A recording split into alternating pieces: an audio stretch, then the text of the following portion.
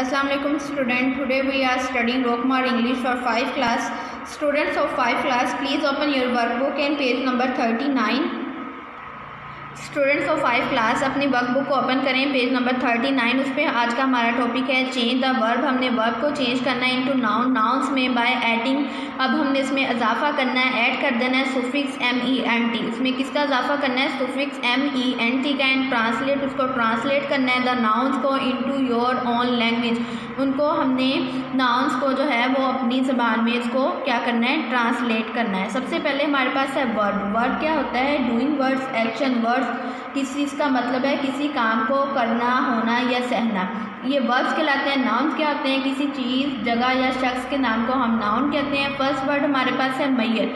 Maihar mean पैमाइश करना। Noun में जब हम इसको कन्वर्ट करेंगे मेजरमेंट, ये हो जाएगा, इसका मतलब है पैमाइश। नेक्स्ट हमारे पास वर्ड है आर्ग्यू। इसके स्पेलिंग यहाँ पे रॉन्ग है, इसको देख लें, ARGUE।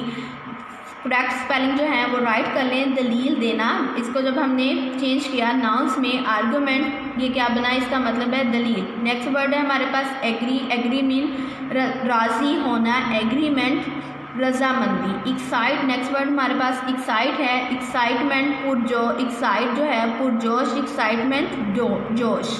नेक्स्ट हमारे पास वर्ड है मूव, हरकत करना। मूवमेंट, जब इसको हमने नाउन में कन्वर्ट किया, हरकत। अपॉइंट मीन तकर्रर करना। अपॉइंटमेंट तकर्री।